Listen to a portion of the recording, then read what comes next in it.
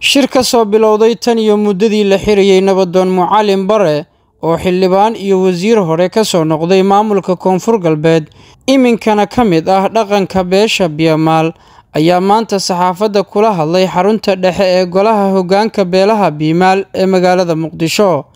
taasoo dadaal xoog leh ku bixisay ka dhiidhinta xarigii nabadoon Macalin Bare iyo sidii dib uu xorriyadiisa u heli lahaa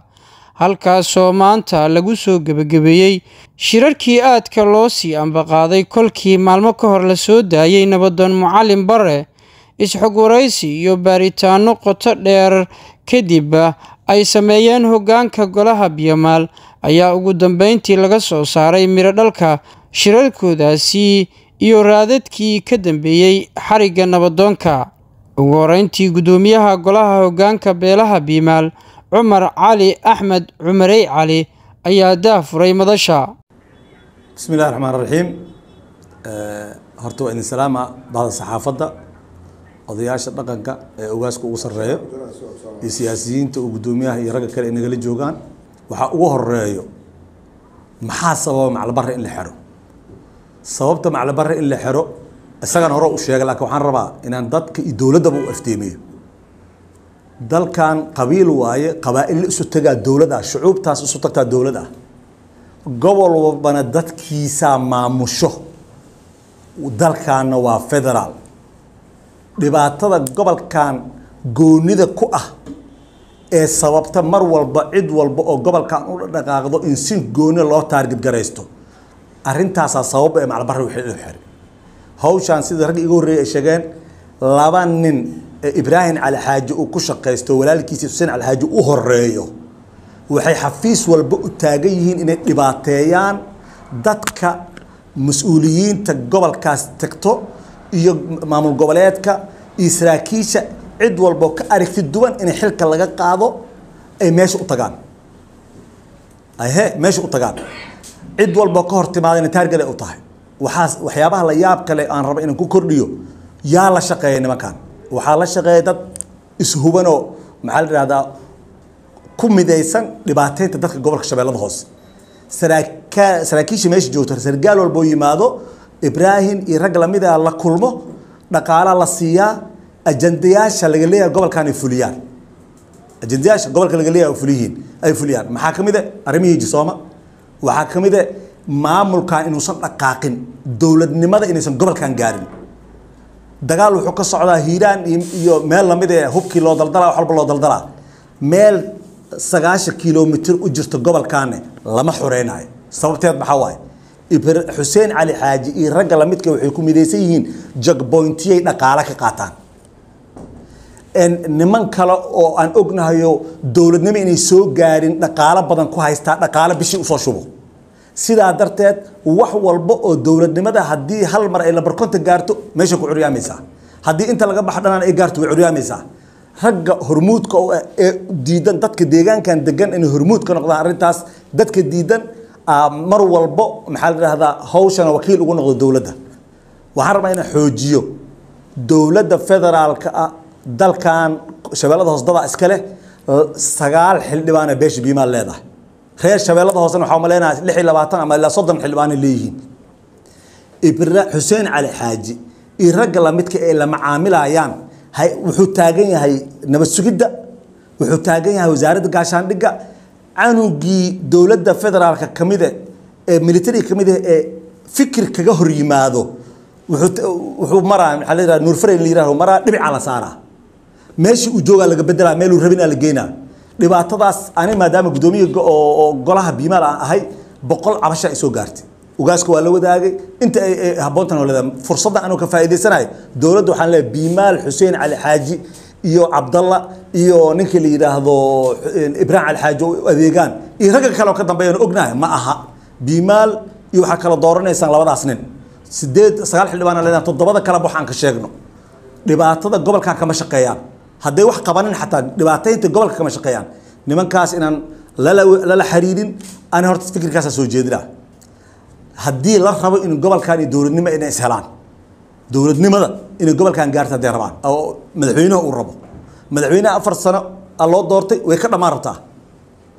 ceeb waxa ugu filan إن قدرش محل جر عيدن كيس يستيقر عيدن كيس قدرش إنه يستيقر إنه سمرك تيقر إنه سمبرابة تيقر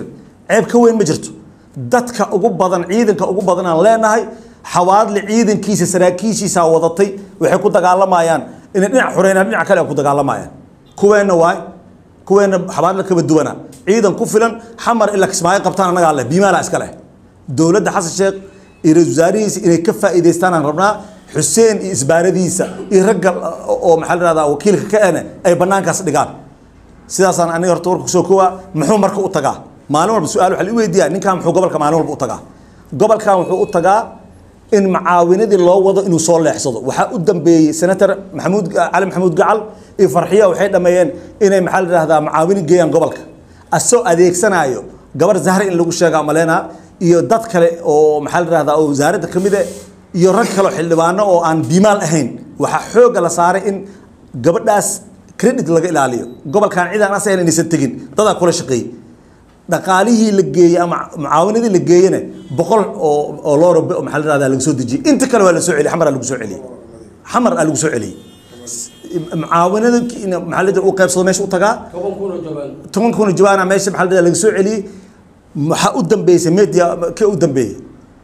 إن درسنت سدح ما نسوي جوجي دقاليه لو طلع قالنا مسوي 20 قف كقيب قشنا مجرته sidaas horta waxa way dhibaatada gobolka ugu noqdo inuu dadkaas diirka ka cuno waay diirkooda inuu cuno waay wax walba loo wada hormare inuu baabi'iyo waay warka kuma fogaanayno bimaal wuu tashaday maxamed ogaaskiisa ugu weyn dhaqanka waa jooga dhalinyarada iyo aqoon-yahanada wakiiladooda annaga ah waxa cadeynaynaa wixii maanta ka dambeeyo cid la macaamisho shakhsiyan kula macaamisho bimaal limo aysan kula macaamilin assalamu alaykum waraxmatullaahi wabarakaatuh nabadoon Mucallim Bare ayaa dhankiisa faahfaahin kooban ka bixiyay hanaankii loo xiray nooca askarta ka xisay iyo halkii ay geeyeen bismillaah alxamdulillaah thanaa lillahi wa salaatu wassalaam ala rasuulillaah sallallahu alayhi wasallam dhammaan odayaasha dhaqanka beesha bimaal saxaafadda كلنا السلام عليكم ورحمة الله وبركاته وحن كهل الربا إباطو وأنيق يقول عضي وشرع دري يقول عضي أو حن ربا فهفاهين تيدا إنا شيغو سيدي دادك أهلك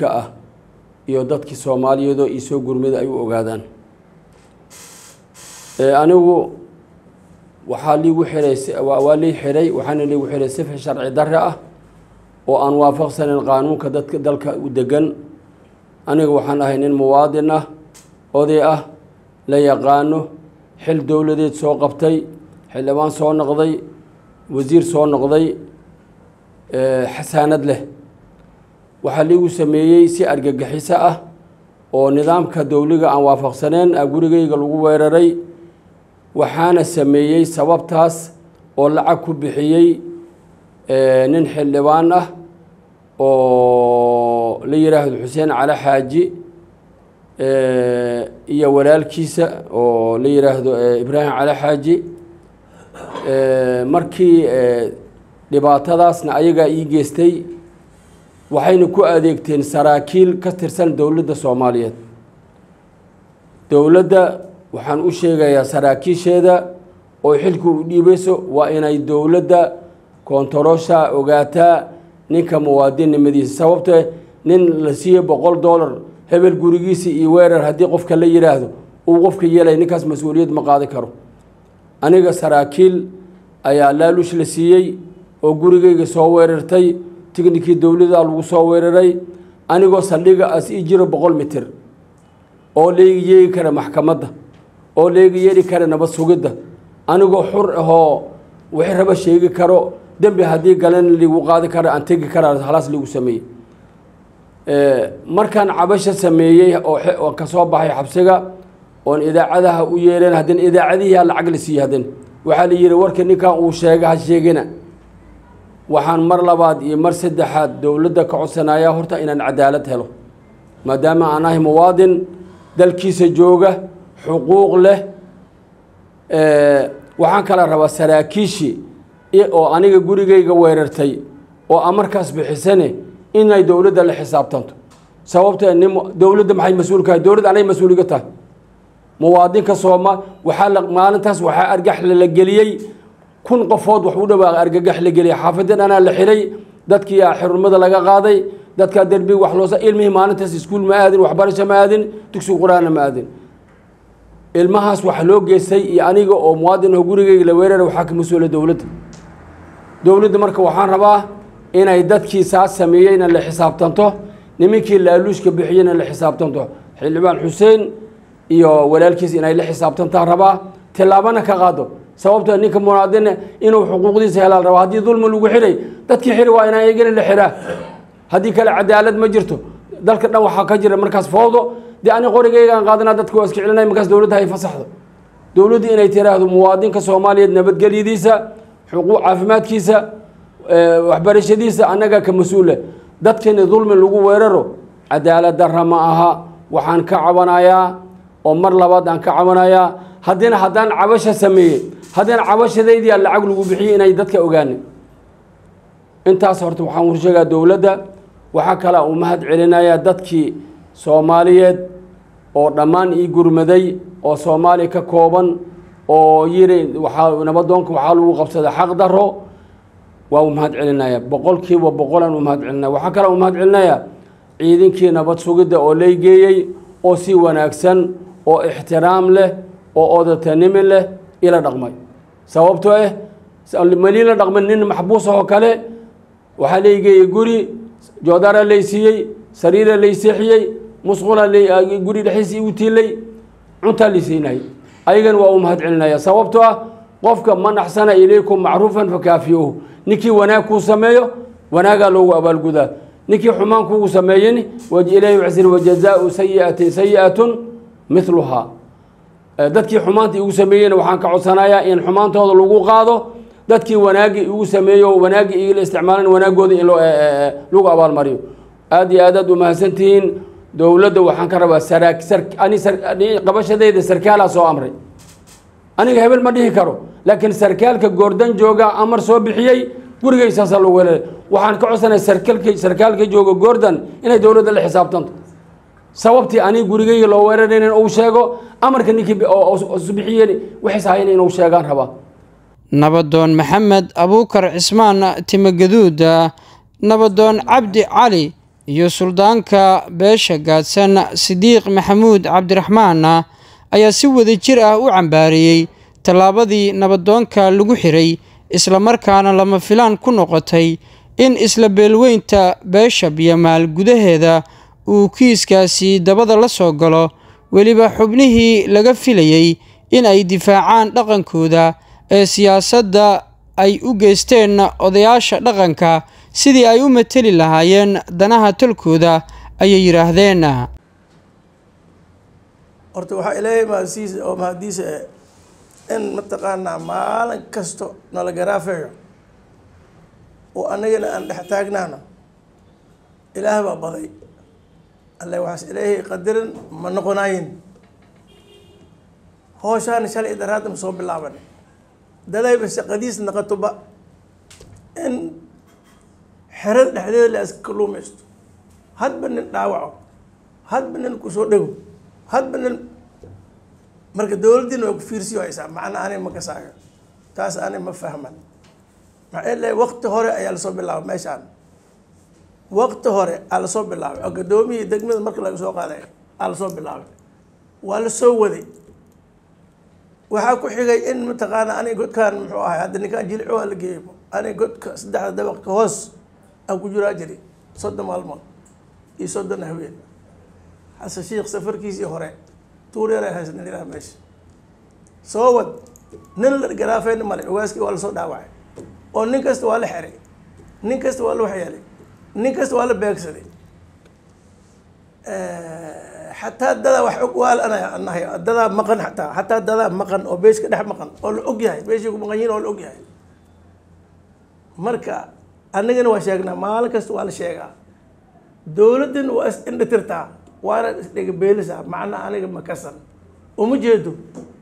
مربطه الآن واحد أي فهماين أنا جن وفهموينا ده دوبيرنا ده أقويانا نوجر ده جامعين نوجر ولا وضع أوجيه ولا سيقانا وأسرتنا لناي marka aniga kolley waxaa jeclaan lahay amba ila tahay in maalin kasta anaga na calaacalno een lagu raaxaysto dadkii waxaas geysayeen aan wax laga qabanin marka dambe waxay tegaysaa in laisgaraafeeyo laiska hor yimaado mana loo baahna markaas in mataqaana la yiraahdo saa ma moodeen iyo saan ma fiicneen iyo saa ma ahaaleen iyo waa laga fiican yahay annaga dowladdadaa noogu jiro waana arku hayin xoog waa allaan gurigooda usoo hoydaan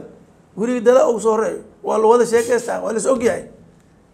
in waxaa la rabaa wax laga qabto oo muuqda oo cad haddii laga qabo waayo ninka xoog badan ma jiro ninka tabar yar ma jiro nin walba waxaa waaye saanad uu leeyahay ninka bini aadanka sidiisa u sahlan isleeyahay Soomaaliya nahay waa is ognahay weliba qabiila ka jiro wadanka qabiila ka jiro haddii qabiilkayn aad moodayseen in mataqaana as wax bay ahayn walaxas yahay annagaa sheegeen walaxas yahay ilaahay aga baqan walaxas yahay waan is sheegayna waan is muujaynaa weliba haddii wax laga qabo waayo arrintan alleen waxaa uwaalnahay arrintan waxaa uwaalnahay annaga hadda beeshaan markaan kasoo qaadno beesha ciidan ay leedahay xadaaf Soomaaliya markaan tirsan hadda 70% annagaa ciidanka halkoo sarkaalo dhex boodayna male maxaa loo waayay macna sabab maxaa waay annaga ma kasmaxun annaga ma kasoo haynin haye jidkaan hadda oo 90 kilometer maalin kasta badal loo raaco bad adoon loo raaco arboor looma sameynaayo jidkan looma furaayo xuseen alxaaja horta waa la yaqaanaa oo konton jeer meesha ku noqnoqnay sida tusbax go-oo kale maalin kasta waxaas dhex taagan yahay shabeelle hoos maalin kasta maxaad qabiyo haysaa dadka dad wax u qabayeen oo raash u geyneen oo jidkii u fureen oo laam u sameyneen oo ceel u qodeen oo garoon u sameyneen maxaad dhex taagan tahay oo dowladda aad ka mid tahay horta macnaheed weli waxaa ila qaldan laakiin dad markaas u tagaayo oo sacbaayo maalin kasta wax ma soo wado waa socdaa murtax haddana waak haye waa la sacbiyoaya waar hooy dad waaweyn aad tihiin oo wax garto xool ma idiin bini aadan aad tihiin wax fahmaayo waxaad yeelaysiin saacadiinan ku dhimihaysiin sidii nyaanyuur ha u dhaqmine waar hooy adi maxaad dhagso doontaa hal yiraahdo horta ninka see waay haddii kale wax isu socda aan la ogaado waxyaala badana dareesana anaga weliba xataa oo xoog ugaalnahay meelaha lagu naqnaqahay iyo meelaha la tegtegaay iyo maalin kasta mataqaan dadka la kaxaysahay iyo heer waxay joogtaa hadda xaaji waa nin xil dhawaan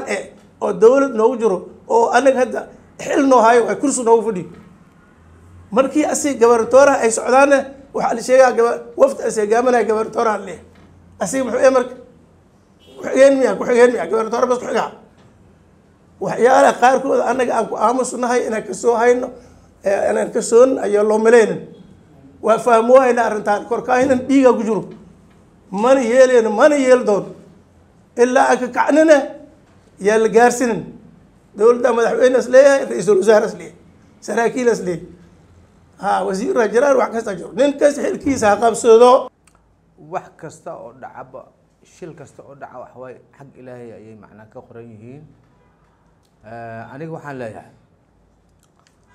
ragga dowladda nooga tirsan ee 9 xildhibaan ah oo meesha noo joogo shaqo ay qaban lahaayeen anaga qaban hay-adaha dowladda waxay u joogaan kursi ay ugu fadhiyaan ninka dhibana ah oo deegaanka oo ay kasoo jeedaan joogo inay wax ka qabtaan waxaa moodaa xildhibaanada federaalka annaga noogu jiro inay shaqadooda gabeen marka waxaan leeyahay dowladda federaalka taabaqaadka ee hadda taabaqaada ay tiri waxaan rabnaa doorasho qof iyo cod ah wallahi dowladda meel fiican ay baasho marsiinaysaa laakiin rag kaloo waxaa jooga ka dhex kaluumaysanayo 90 sano xilligii burburka ilaa hadda waxaa moodaa dad kaluumaysi bartay inuu weli shaqaynayo hay-adaha nabad sugidda iyo dowladda federaalka waxaa u moodaa inaysan arkoon marka madaxweynaha waxaan faraa madaxweyne xasan sheekhow meesha dalka adaa madax ka ah nin aqoon lehna waa tahay oo qalin wato codka inaan ku siino haddaan biimaal nahay codka inaan ku siinaan rabnaa nimanka hadda meesha noogu jira niman aan noo shaqaynayo maaha hay-adaha u shaqaynaya annaga weli ma hayno marka waxaan rabnaa beesha biimaal waxay rabtaa ay diyaar u tahay marka ka soo bilaaw baraaba ka soo bilaaw ilaa ay marka in miis la dhigo lagu soo doortaa la rabaa nimanka dhexdeeda ka kaluumaysanaayo oo marna lafta gareen soo diraayo sida najaxo kale oo meesha wasiir uu noqda waa baxa xaq uu tagaa baydhow lafta gareen waa soo celiya wuxuu gudoomiyaha naga soco marka arintaas oo dhan waxay noo qabanaysaa madaxweynuhu daraadaada noo qabanaysaa madaxweyne xasan sheekh maxamuud ra'iisul wasaarihiis waxaan leeyahay doorasho rabtaan inaad soo noqotaan rabtaan shacabkiina ma haystaan oo biimaan dhib ma waxaan rabaa inaan shirkan jaraa'id ku xoojiyo odayaashii iga horreeyey in arrintii dhacday ee foosha xumeyd ee loo geystay nabadoonkeenii qiimaha iyo sharafta lahaa ka dhacday magaalada muqdisho siba gurigiis in lagu weeraro ahayd waxaan uga mahad celinaynaa qof walba oo kaalintiisa ka geystay ama oday ha noqdo ama dowladda federaalka ha noqdo ama ha noqdo xildhibaan ama ha noqdo wasiir waan uga mahad celinaynaa cadaaladuna sideedaba waa wax loo siman yahay wax shaksi leeyahay ma aha dowladduna waa wax loo siman yahay wax shaksi leeyahay ma aha waxaan codsanaynaa waxyaalaha noocaas oo kale dadka ku kacahaya inayna marna aynan dhicin in lagula kaco waxaa dadka lagula kacahayo dowladduna ay ka digtoonaato waxyaalaha aan saliya raadka lahayn in lagula kacayo dadka waxaana leenahay waad mahadsantihiin intii ka dhiidhiday iyo intii ku dhiiratay iyo intii ka dhawaaqdayba aad iyo aad aad mahadsantihiin axmed macalin cabdi cukaasha gudoomiyihii hore magaalada marka oo ku hadlayay afka siyaasiyiinta ayaa qiray xubnaha la eedeeyey inay yihiin gacmihii uu cadowga beesha biimaal u adeegsanayay majaxaabinta iyo cuuryaaminta horumarka deegaanada iyo dadka ku aftirsada beelweynta biimaal. bismillaahi raxmaani raxiim الحمد لله رب العالمين وبه نستعين على أمور الدنيا والدين وصلى الله على سيدنا محمد وعلى آله وصحبه وسلم أما بعد أخيارتا نبضو النضا صلاة دينتا وغاسكا أقويهنكا دلنياردا بيش بيمال السلام عليكم ورحمة الله وبركاته دمان بحث صحافتنا وسلامة سلام كبعدي وحوي منطقة شركة ودارية هاي وحي كدعي وقدام بينتي لو سماه معلم برا معلم برا لبكون لبعض شتاء لو سماه دولن كانوا حصاص على لبكون لبي تبانكي يسد حي تبانكي انتاسو حنسده هنا وحبا اسبدلها يدتكو وهي أرق نمي قادنا عيان Soomaalida say u dhaqantay u dhaqmaayaan dadka qaarkiis 2025 soo gaartay wax afkeena aan furnayna maanta waxay tahay 2025 ka bacdi anagu dul qaadashadii waa naga dhamaatay mana dul qaadan doonaa du'aaleed falkaas guracan ee geysteen dadka noocaas oo waliba sagaashameeyada ku jiro anagu maalin wadankan meel uma bixin waa joognay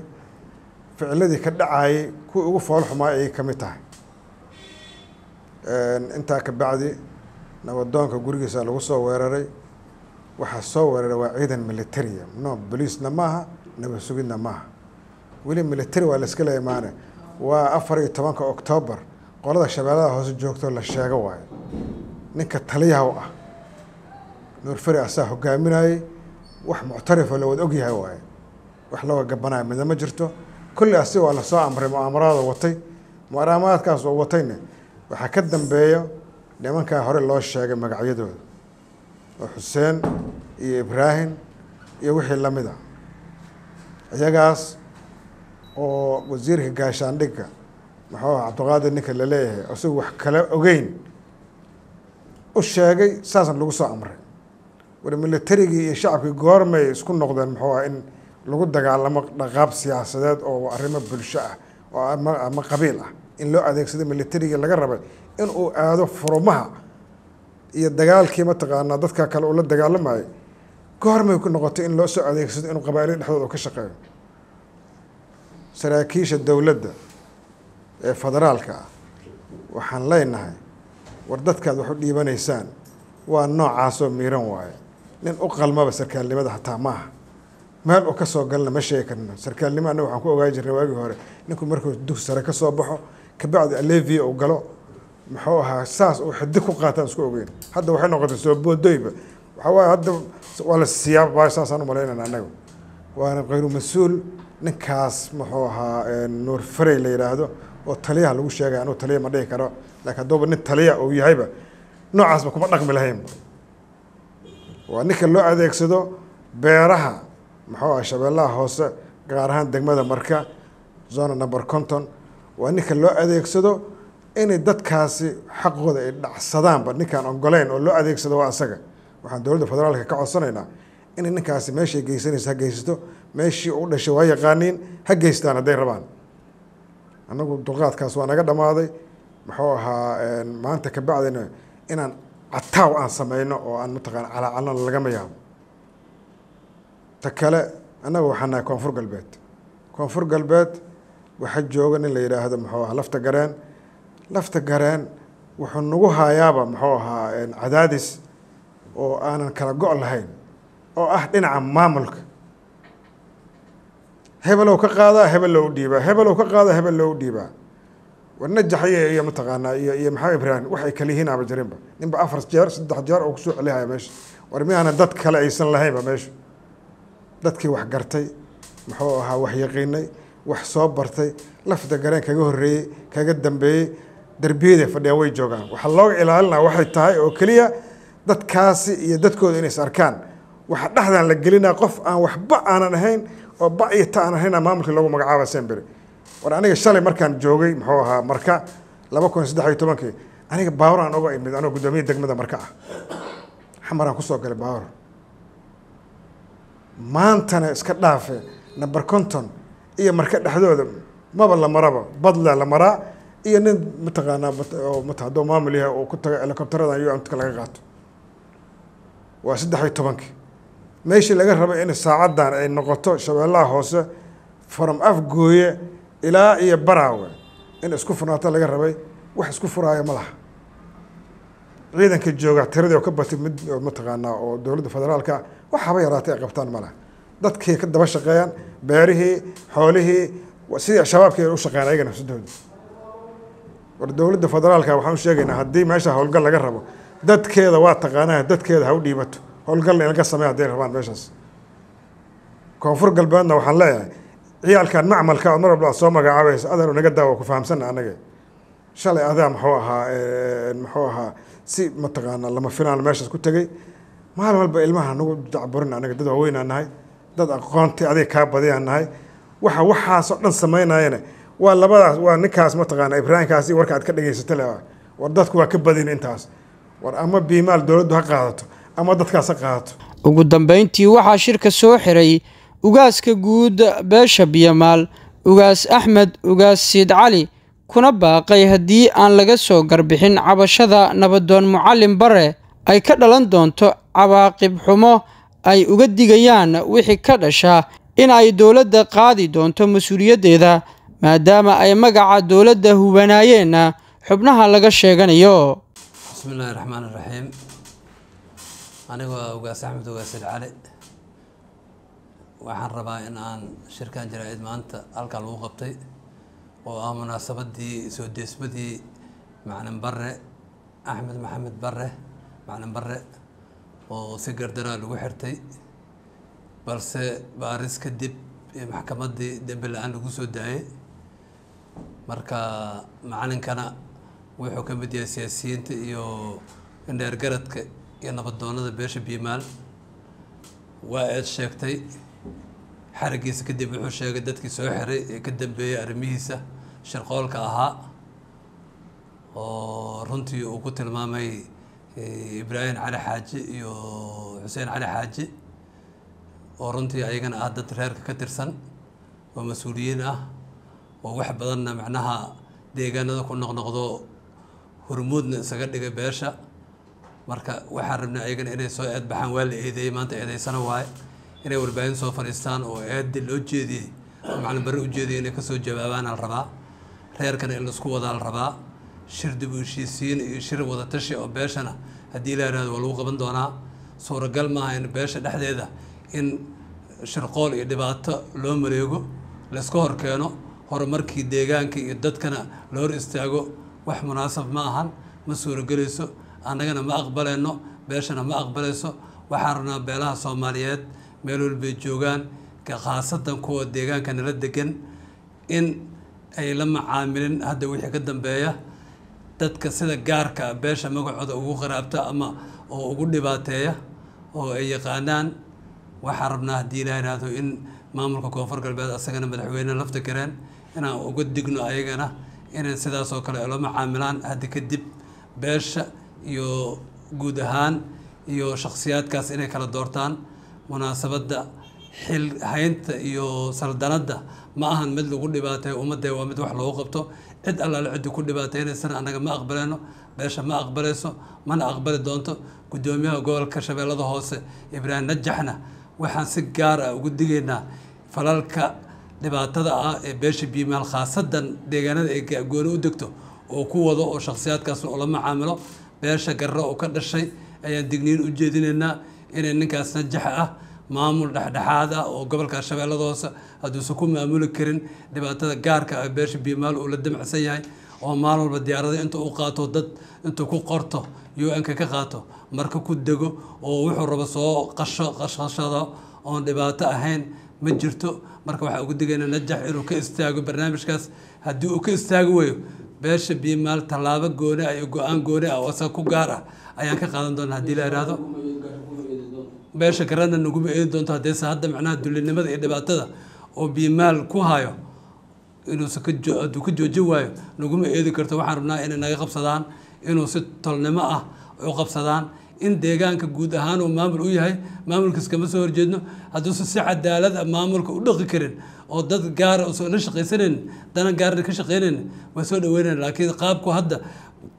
inta goor uu soo noqda maamulka iyo hadda uu joogo waxyaabo ku dhaqmaayo wax suuragal ma aha ma aqbaleyno mana aqbali doono cid ka yeelaysa.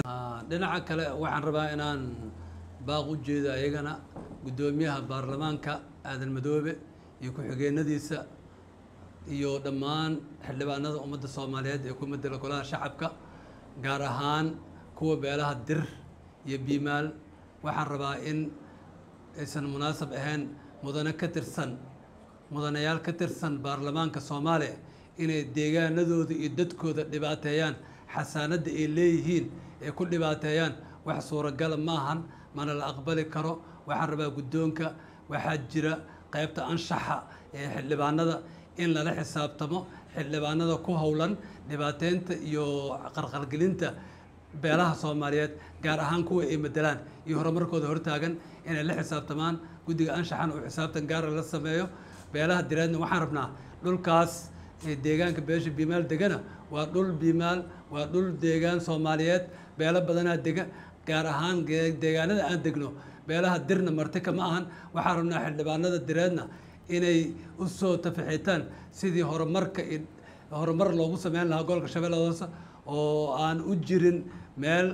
aan ka dheereen magaalada Muqdisho xeyndaabkeeda ay ku jirto. marka waxaan rabnaa inay shirarka ay qabanayaan ama wufuud badan oo beelaha direed ah xildhibaanada matala in ay macnaha imaadaan gobolka shabeellada hoose deegaanada imaadaan dadka ay la shiraan maadaama deegaanada laga qaban doono doorasho qof iyo cod ah. waxaa la rabaa in deegaanadaas horumarkooda iyo dadkooda in laga shaqeeyo haddii la raabo kalsoonina aad ka soo raastaan meelaha sanduuqyada dhigan laheedeenna ayay ka mid tahay haddii la yidhaahdo idinkana aad ku soo baxaysaan. waxaan rabnaa si gaara kuwa direed inay kaga shaqeeyaan gobolka shabeellada hoose iyo jubbada hoose iyo baa iyo bakool meel kastoo deegaanada dardegto haddii la yidhaahdo iyo gobolada dhexe dhammaan iyo waqooyiba inay ka shaqeeyaan haddii la yidhaahdo. wabilaahi towfiiq. waa duwistii farsamadii iyo codayntii anigoo Maxamed Axmed Yuulka intaan warbixinta lamida kulmi doonno nabadgelyo.